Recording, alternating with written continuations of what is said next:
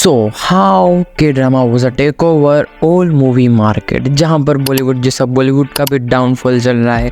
चलो बॉलीवुड को तो साइड में छोड़ देते हैं, मार्वल जैसे much more studio in days of the dead, वहाँ पर कोरियन मूवीज और कोरियन ड्रामा इतना धमाल कैसे मचा रहा है। तो चलिए शुरू से शुरू करते हैं। In the history of Korean cinema, Korean shows के बारे में जो आपको के ड्रामास के बारे में बात करें, नेटफ्लिक्स के शेयर गिरने वाले थे, इस अकेले शो ने बचा लिए। Korean industry started in 1903।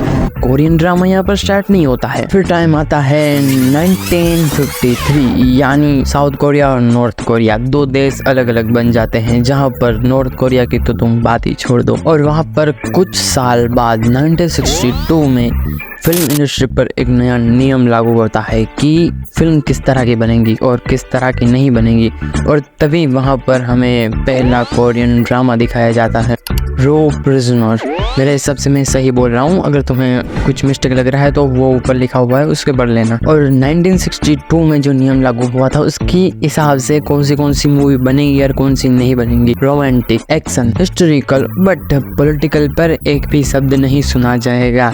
ये थी 1962 का नियम। लेकिन फिर समय आता है 1917 का, जहाँ पर मूवी इंडस्ट्री और कहे तो फिल्म इंडस्ट्री पर ये सारे नियम और रूल्स हटा दिए जाते हैं। आप किसी भी तरह की मूवी बना सकते हैं, कोई भी क्रिटिकल, किसी भी तरह की हॉरर या मेनी मोर टाइप्स। और हकीकत में कहें तो 1917 वो साल था जो कोरियन फिल्म को आज़ाद कर जाता है, और वहीं से रियल में कोरियन ड्रामा या कहे तो के ड्रामा की शुरुआत होती है। फिर टाइम आता है 1992 का। तब सिर्फ हर्षद मेहता का स्कैम ही नहीं हुआ था, तब कुछ और भी हुआ था। और मैं तुम्हें बताऊं तो तुम भी चौंक जाओगे कि हर्षद मेहता का स्कैम और ये दोनों साथ में एक ही साल में हुए थे। तो सो मैन ली के नाम का एक बंदा जो के पॉप इंडस्ट्री की स्टार्ट करता है 1992 में, और उसके फर्स्ट जो बैंड था उसका नाम था सीओ ताजी एंड बॉयज। लेट्स अब थोड़ा आगे आते हैं 2022, जब पैरासाइट को ऑस्कर मिला था। पैरासाइट रिलीज तो 2019 में हो गई थी,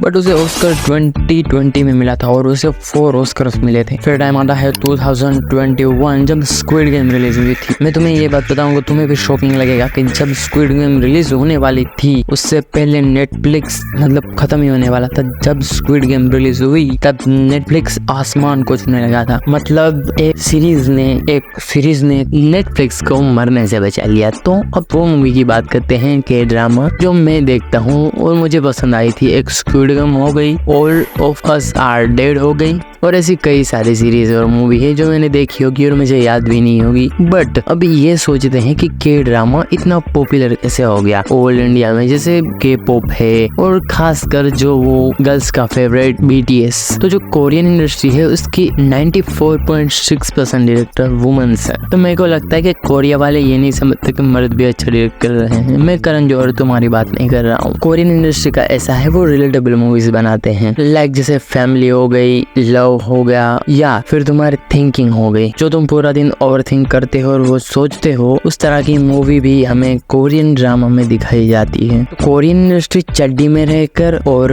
रिलेटेबल और कहें तो रियलिस्टिक मूवी बनाती है जो हमें समझ आती है। और कोरियन इंडस्ट्री ओरिजिनल कंटेंट को 100% अप्रूव देती है अपने तरफ से। और ओरिजिनल कंटेंट होता है ना, वो कोरिया में बहुत ज्यादा चलता है। इंडिया में हर किसी को पहले फेमस होना पड़ता है, उसके बाद वो कर सकता है, जैसे सलमान खान कर रहा है अभी। और अगर मैं कहूँ कि कोरियन इंडस्ट्री है वो अपने व्यूअर्स से 100% कनेक्टेड रहती है। जैसे वो किलिंग वाली मूवी हो गई, लव वाली मूवी हो गई, उससे वो ऑडियंस को अट्रैक्ट करती है अपनी तरफ। और कोरियन इंडस्ट्री में एक ज्यादा सबसे जो पॉपुलर चीज है वो मूवी के अलावा वो म्यूजिक भी है जो के पॉप बनाता है, और उसमें तुम्हारा फेवरेट भी होगा girl BTS।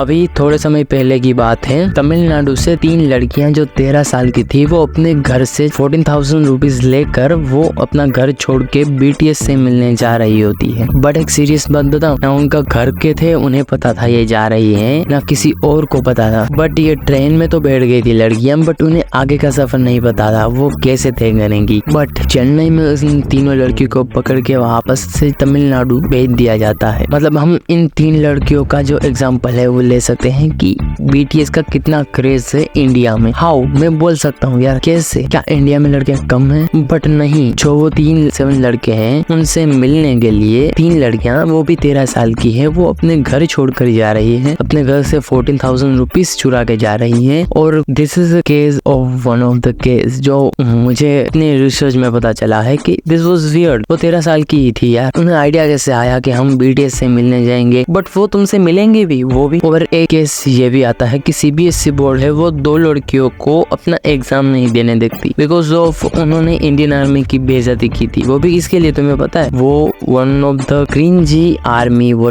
BTS army. I know तुम BTS आर्मी पसंद करती हो, बट अपने भी देश के कुछ रूल्स एंड रेगुलेशंस होते हैं। इंडियन आर्मी हमें ही प्रोटेक्ट करने आ रही है, वो किसी बाहर के देश को प्रोटेक्ट करने नहीं जा रही है।